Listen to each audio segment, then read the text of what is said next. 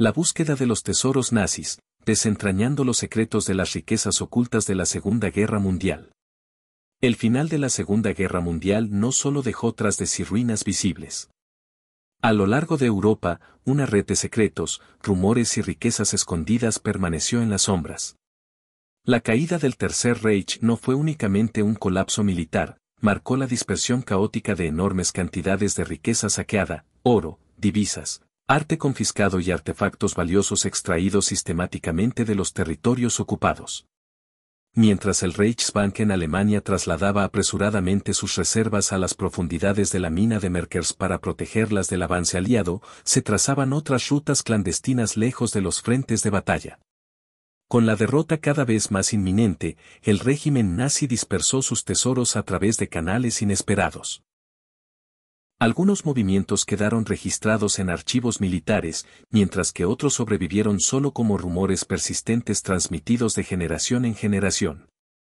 En el suroeste de Europa, España se convirtió en un corredor discreto para estas riquezas. Documentos desclasificados del Departamento de Guerra de Estados Unidos revelan que entre 1942 y 1945, más de 150 toneladas de oro nazi cruzaron la frontera aragonesa a través de Canfranc, transportadas en camiones suizos hacia bancos centrales en Madrid y Lisboa. Mientras tanto, en los Países Bajos, una historia poco conocida resistió el paso del tiempo. En 1944, tras el bombardeo de una sucursal bancaria en Arnhem, soldados alemanes saquearon joyas, relojes y lingotes, que fueron enterrados cerca del pueblo de Ommeren, según documentos revelados décadas después. El descubrimiento de un mapa dibujado a mano desató años más tarde una búsqueda frenética, convirtiendo un tranquilo paisaje rural en un hervidero de buscadores de tesoros con detectores de metales. En el este, Polonia se convirtió en el escenario de una de las leyendas más persistentes del conflicto, la historia de un tren nazi cargado de riquezas incalculables que desapareció en los túneles de Silesia.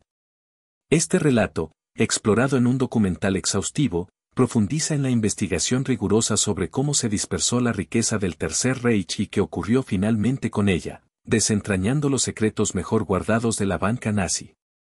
La caída del Reichsbank, una fortaleza de riqueza bajo asedio.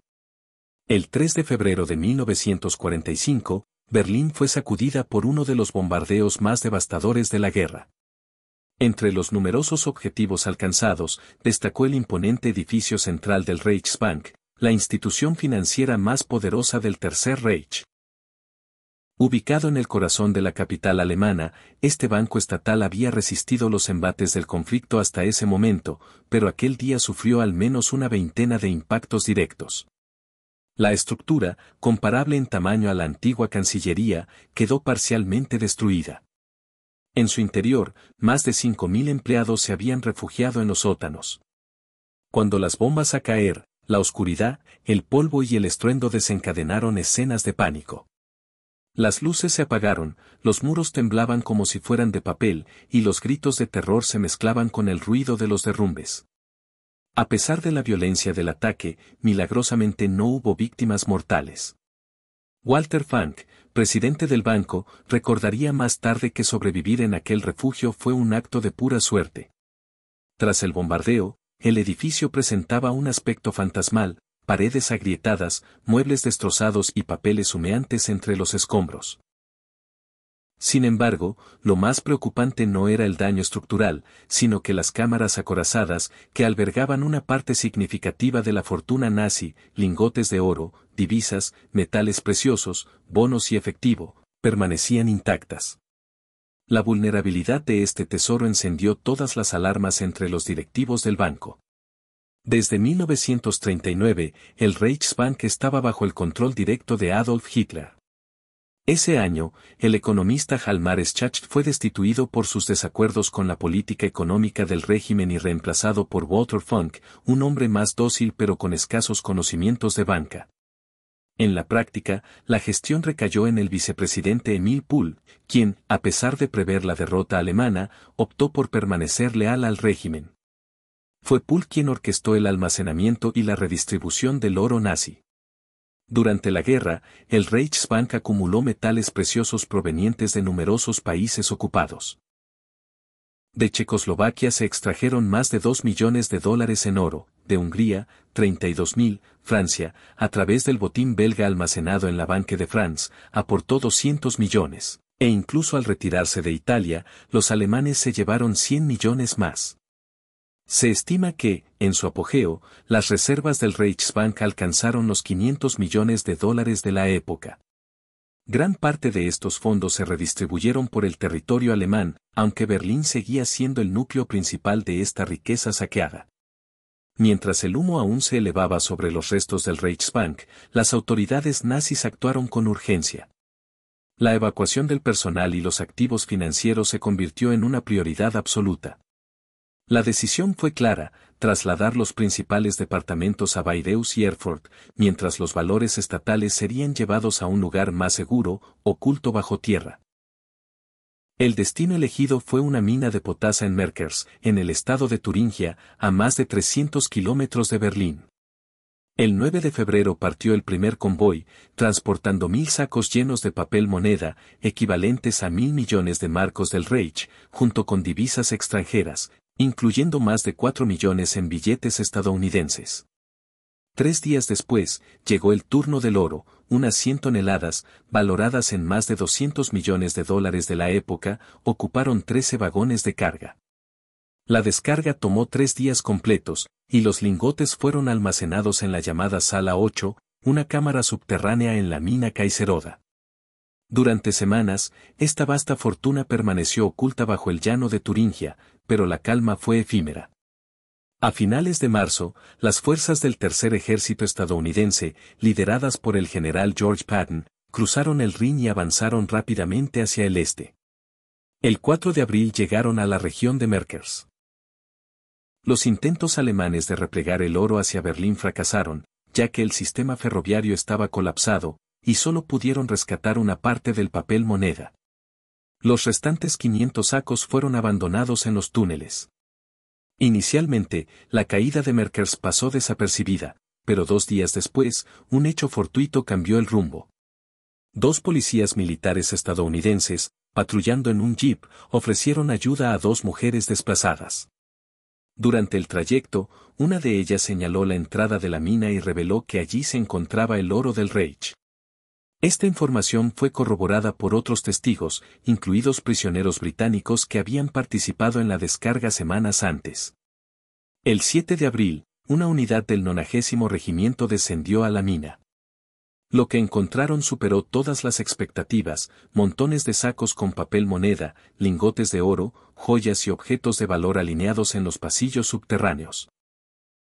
La cámara principal, protegida por un muro de ladrillo y una puerta de acero, fue abierta con dinamita. En su interior aguardaba intacto el corazón financiero del Tercer Reich. La inspección reveló una caverna excavada en sal de dimensiones colosales, con más de 7.000 sacos organizados en filas meticulosas, cada uno conteniendo monedas o lingotes de oro con un peso de entre 25 y 35 kilogramos. Se contaron más de 8.500 lingotes y una masa de monedas valoradas en más de 126 millones de dólares, incluyendo francos suizos, francos franceses y cientos de sacos con dólares estadounidenses. Un funcionario del banco capturado, el Dr. Werner Deck, confirmó que el botín incluía monedas de casi una decena de países. Además, los soldados encontraron cientos de toneladas de archivos y obras de arte, incluidas más de 400 toneladas de lienzos de museos alemanes, con piezas de Rembrandt, Van Dyck, Tiziano y Durero, así como una escultura egipcia de incalculable valor. Una estatua de la reina Nefertiti. El hallazgo fue tan significativo que los generales Eisenhower, Patton y Bradley descendieron personalmente a la mina para inspeccionarlo. Entre bromas y tensiones, recorrieron los túneles custodiados por sus tropas. Patton bromeó sobre el arte encontrado, mientras Eisenhower examinaba los fajos de marcos del Reich, destinados a financiar un ejército que ya se desmoronaba. A pesar de las estrictas medidas de seguridad, Patton insistió en evacuar el contenido. El 14 de abril comenzó el traslado al Reichsbank en Frankfurt, utilizando 32 camiones, escoltas armadas, cobertura aérea y vigilancia nocturna. En total, se movieron 11.750 contenedores. Aunque la operación se consideró un éxito, durante años circularon rumores sobre un camión que habría desaparecido en el trayecto. El tren del oro nazi, la leyenda de Silesia. Mientras el tesoro de Merkers era trasladado bajo control aliado, en el sur de Polonia comenzaba a tomar forma una de las leyendas más persistentes del final de la guerra. Según varias versiones transmitidas desde 1945, un tren nazi blindado, cargado con cientos de toneladas de oro, joyas, armas y obras saqueadas, habría partido hacia el oeste, pero nunca llegó a su destino. La teoría más aceptada sugiere que fue desviado intencionadamente hacia un ramal oculto, posiblemente conectado a una mina o a los túneles excavados bajo un castillo en la región de Silesia, relacionados con el misterioso e inconcluso proyecto Riese. Este enigma se convirtió en el centro de especulaciones, búsquedas y rumores durante décadas. Durante el régimen comunista en Polonia, 1947 a 1989, las autoridades realizaron numerosas búsquedas infructuosas, pero la historia persistió gracias a figuras como Tadeusz Słowikowski, un habitante de Wałbrzych que dedicó su vida a investigar este supuesto tren. Słowikowski supo de su existencia en 1950, a los 20 años, cuando un alemán llamado Sulz, al que salvó tras la guerra, le habló de un pasadizo subterráneo cerca de una línea ferroviaria. Otro testigo, un operario de trenes, afirmó haber visto rieles que conducían a un túnel tapiado poco después de la guerra, y aseguró haber guardado silencio por miedo tras presenciar la ejecución de una familia que vivía junto a las vías. El 5 de mayo de 1945, justo antes de la llegada del Ejército Rojo, los habitantes de esa casa fueron fusilados y su vivienda destruida. Desde la ventana más alta, según Słowikowski, se podía observar claramente el movimiento de trenes entrando y saliendo de la zona. La casa permanece deshabitada desde entonces. A lo largo de los años, Słowikowski elaboró maquetas detalladas de su teoría, 2 vías paralelas cruzando colinas con una desviación hacia una galería oculta. Sin embargo, no se le permitió investigar hasta 2003, y cuando lo hizo, enfrentó hostigamiento. Amenazas de hombres armados, el envenenamiento de su perro, ataques a su casa y sabotaje de su línea telefónica. Según él, estas acciones reflejaban métodos de antiguos servicios secretos. Słowikowski planteaba que el tren podría estar escondido en una de las muchas minas registradas en mapas de la época, algunas posiblemente aún minadas.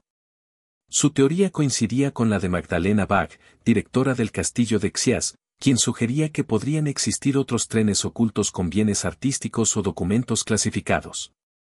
Incluso el alcalde de Wałbrzych, Roman Šelemek, reconoció que la región seguía siendo un enclave lleno de secretos. La leyenda cobró nueva vida en el verano de 2015, cuando 2 investigadores independientes, el alemán Andreas Richter y el polaco Piotr Koper, afirmaron haber localizado el tren del oro nazi utilizando un radar de penetración terrestre. Según declararon, el convoy estaba oculto a unos 50 metros bajo tierra en una zona montañosa de la Baja Silesia, donde el Tercer Reich desarrolló complejos subterráneos durante la guerra. El anuncio tuvo un impacto inmediato, atrayendo la atención de medios internacionales y dando un nuevo impulso a las especulaciones locales. Los descubridores, a través de un abogado, exigieron una recompensa del 10% del valor del contenido si se confirmaba la existencia del tren. Para respaldar su afirmación, publicaron en su sitio web una imagen del georadar KS-700 que mostraba una silueta alargada, que según ellos correspondía a un tren blindado de entre 120 y 150 metros de longitud. Días después, el viceministro de Cultura de Polonia, Piotr Suchowski, hizo una declaración impactante, tras revisar los datos preliminares y recibir informes técnicos. Afirmó estar convencido en un 99% de que el tren había sido encontrado. Sin embargo, aclaró que no había pruebas concluyentes de que contuviera oro, como sugería la leyenda.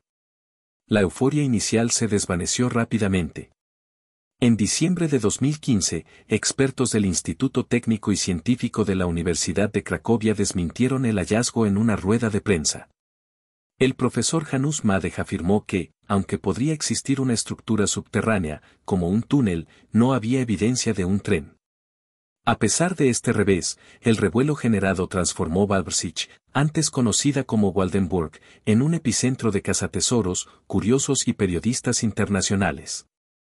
Las autoridades locales organizaron una comisión para regular las exploraciones en la zona, mientras Richter y Cooper anunciaron planes para fundar un museo dedicado al hallazgo. El ejército polaco se involucró, no por interés arqueológico, sino por la posibilidad de que el área contuviera explosivos de la Segunda Guerra Mundial. Sin embargo, a medida que avanzaban las excavaciones, las críticas crecieron. Wiesław Nauroki, del Instituto de Optimización de Procesos de Cracovia, calificó la imagen del georadar como un montaje burdo, mientras que el historiador alemán Ingolf Dettmann, del Instituto de Historia Contemporánea de Múnich, afirmó que solo creería en el tren cuando lo viera con sus propios ojos. A pesar del escepticismo, había razones para no descartar la hipótesis. Durante décadas, en Silesia circuló la versión de que, entre finales de 1944 y principios de 1945, las autoridades nazis confiscaron el oro de Breslavia, hoy Wrocław, y lo cargaron en un tren blindado que nunca llegó a su destino.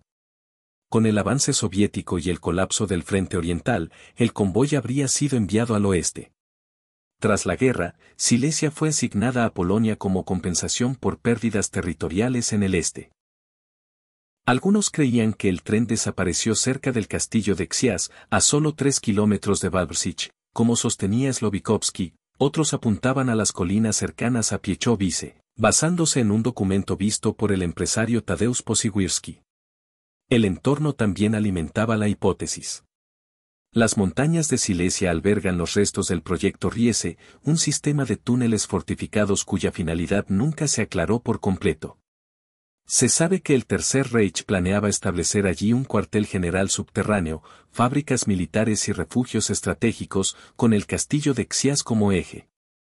Ninguna de estas estructuras se completó, y el proyecto Riese, compuesto por 7 instalaciones inconclusas, fue construido bajo condiciones inhumanas por prisioneros del campo de concentración de Gross-Rosen. Según registros de la fundación que conserva su memoria, al menos 13.587 personas murieron durante su construcción. A pesar de las críticas, las autoridades autorizaron nuevas inspecciones en noviembre de 2015. Se realizaron 2 estudios independientes, uno liderado por Richter y Cooper y otro por la Academia de Minería y Metalurgia de Cracovia, dirigido por Janusz Madej. El 15 de diciembre, este último equipo anunció que no había rastros de vagones ocultos, solo anomalías compatibles con formaciones geológicas o, en el mejor de los casos, un túnel colapsado. Madej criticó la obstinación de los buscadores, afirmando que es comprensible equivocarse, pero insistir en el error es otra cosa. Un tercer análisis de la Universidad de Ciencia y Tecnología de Cracovia llegó a conclusiones similares, no se detectaron señales de un tren bajo tierra. Aún así, con el respaldo de inversores privados, las excavaciones continuaron en 2016. En abril de ese año, el ayuntamiento de Wałbrzych recibió una carta anónima de 10 páginas con mapas detallados, coordenadas técnicas y el testimonio de un supuesto testigo que afirmaba haber visto 3 vagones escondidos tras una compuerta metálica en un ramal ferroviario oculto. Las autoridades consideraron la información coherente, pero, según la legislación, cualquier excavación en áreas con riesgo de restos bélicos debía ser aprobada por la Oficina de Protección de Monumentos. El 15 de agosto de 2016 comenzó una excavación oficial con 64 profesionales, incluyendo geólogos, arqueólogos, químicos, ingenieros y expertos en explosivos. Con un costo de $131.000, la operación duró 7 días y terminó sin hallazgos, ni convoy, ni infraestructura ferroviaria, ni evidencia de actividad humana. Richter y Cooper admitieron que la imagen del radar era una formación natural de hielo y roca. A pesar del fracaso, Wałbrzych experimentó un auge turístico inesperado, con un aumento del 44% en visitantes y un impacto publicitario valorado en más de $200 millones. Incluso se propuso dedicar una rotonda a los 2 exploradores. En 2017, Cooper, junto con una empresa geofísica de Varsovia, identificó 7 cavidades subterráneas que podrían corresponder a túneles, con un presupuesto de €25.000 para una perforación exploratoria en 2018. Sin embargo, Richter se desvinculó del proyecto, mientras Cooper continuó. En 2019, durante una obra en un palacio en Struga, descubrió frescos del siglo X, un hallazgo patrimonial importante, pero sin relación con el tren nazi. Nuevas voces críticas surgieron tras el fracaso de 2016. Igor Prelin, ex miembro de la inteligencia soviética, afirmó en una entrevista al Daily Mail que no creía en la hipótesis del tren escondido en Silesia. Según él, el Ejército Rojo y los servicios secretos de la URSS registraron la zona exhaustivamente entre 1945 y la caída del bloque comunista sin encontrar nada. Sin embargo, Prelin planteó una posibilidad inquietante: si existía un tren oculto, su carga podrían ser restos humanos, no riquezas, ya que los túneles podrían haber servido para transportar prisioneros al campo de Gross-Rosen.